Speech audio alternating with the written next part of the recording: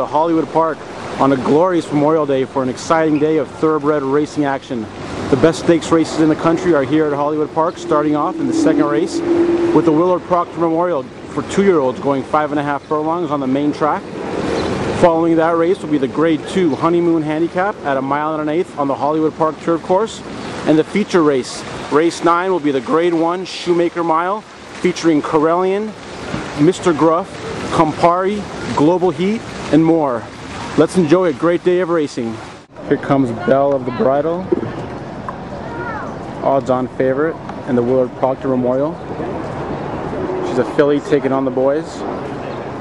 She won here on opening day in the first race of the meet, also against the boys, running the fastest time for any 2-year-old race. Here comes the filly, Belle of the Bridle. Joel Rosario aboard, taking over for David Flores, who's riding at Lone Star today. Walter Solis trainer. JP's Gusto with Smoking Joe Talamo. David Hoffman trains this maiden. One start, got a bad break and ran on late. Belle of the Bridle currently listed as the 1-9 favorite. Lone Star Farm is owned by German Incorporated. JP's Gusto upsets Belle of the Bridle at 4-1. Belle of the Bridle finishes second. Did you do anything different in the morning to try and get him to break out of the gate better? Oh yeah, I broke him 3 times. Yeah, stood him every day and broke him 3 times. Cozy Rosie for Zenyatta's owners, Mr. and Mrs. Jerry Moss, however trained by John Sadler. Here's Evening Jewel coming out of her second place finish to Blind Luck in the Kentucky Oaks. First time on turf today. Here's Evening Jewel.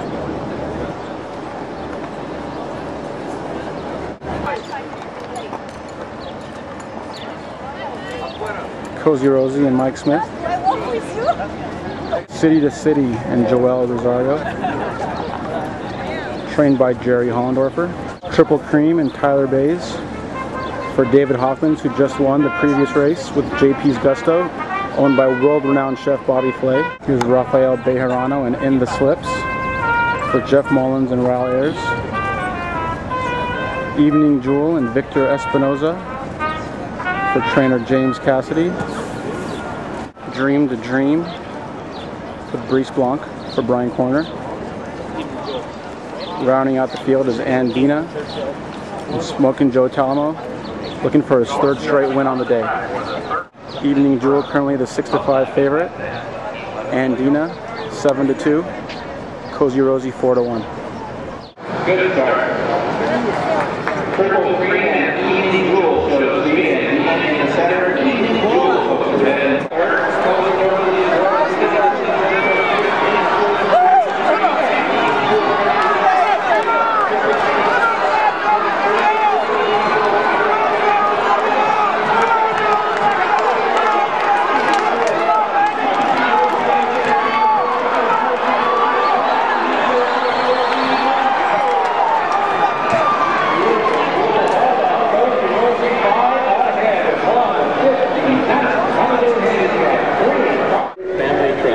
Jim Cassidy is the trainer.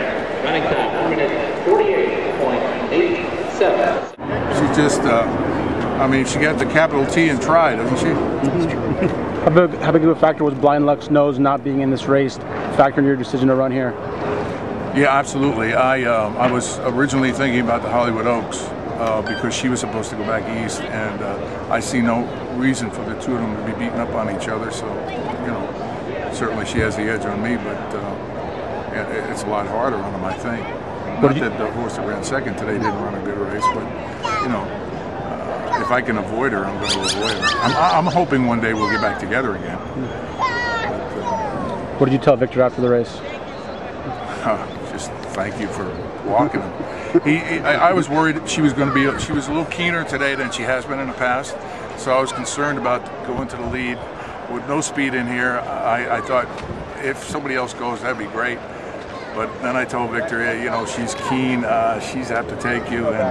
But he was able to slow it down. He did say that he was happy nobody went with him.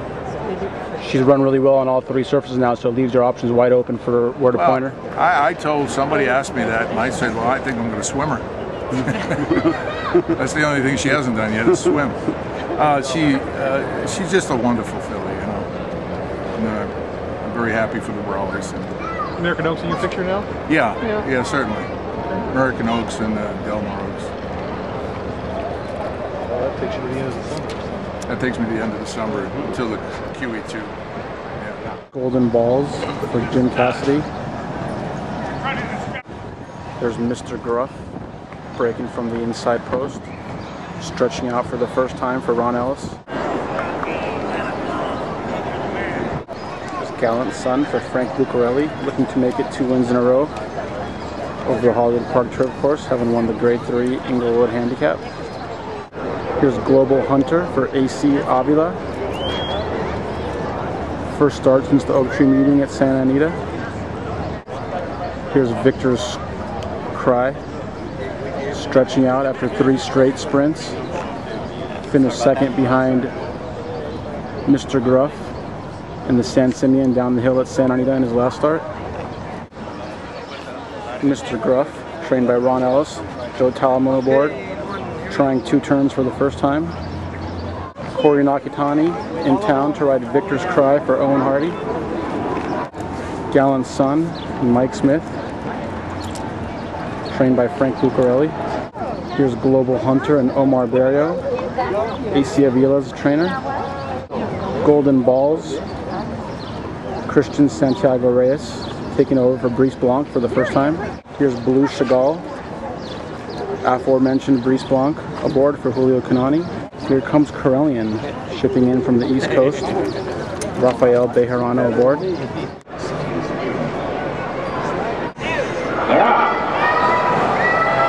Mr. Gruff is asked for speed, so is Corellian, who is sent out early. Tango just outside of him. Kapari Kupi 4 wide.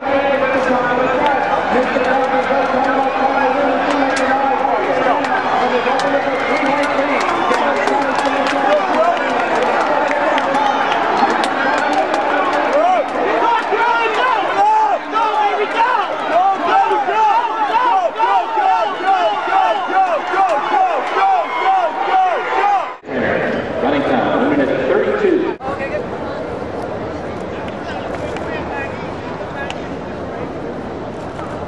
Do you have any difficulties convincing Corey to come back and ride him again?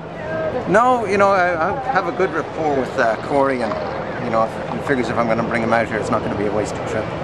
So you had a lot of confidence in him after the second place finish in the San Simeon? A lot of confidence in the horse and a lot of confidence in the jockey. Corey, how special is it to come back to California and win this Grade 1 race? I tell you what, good to win a Grade 1 anywhere, but you know, just being back home is, you know, California and McAlbrit. What do you expect? I went to Oaklawn. I had a great meet down there. Rode first call for Steve Asmussen and picked up some other horses for, you know, some other outfits there, and you know, and I just got our foot in, you know, got our foot wet, and now we're moving forward, and hopefully, you know, if the horses bring us back to California, we'll be here. Was it just a case, Corey, you wanted to get a fresh start?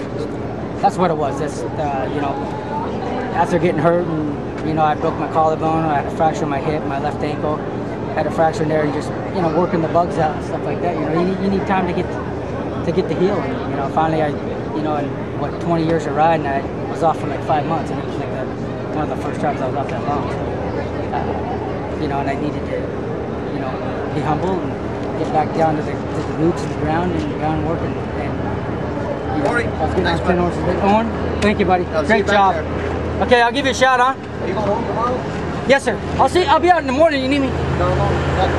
Oh, you're leaving tonight? I turned it for home. I felt like all I needed was a spot to run. I switched them out, and they kicked on, really. I mean, they went right on that turn. It felt like they, you know, kicked in a 10-inch change right there, 11 flat, and they kind of scored it away, and I cut the corner, was able to swing out, and I waited a little bit to make sure when I did call on that he was there, because he made a strong move from the 3/8 pull to get position and you know, obviously be able to win the race. It was just, you know, I had to track the timing as best I could. Yeah, he's at the studio right now. Did you have a lot of confidence in him after the second place finish in the San Simeon? Racing this, but Yeah, I'm meeting right now. I've always had confidence anytime I run for Owen. So, You know, he's given me a lot of, obviously, Grade 1 horses to ride. All my job is to try to keep him out of trouble, you know, and Owen, he's found some pretty nice horses from me. Colonel John, this horse, Victor Strass, a Grade 1 winner now. So, you know, it's one of those things that, you know, we work together and find some nice horses to ride. And I rode some pretty good young horses for him, so hopefully this will bring some more big wins.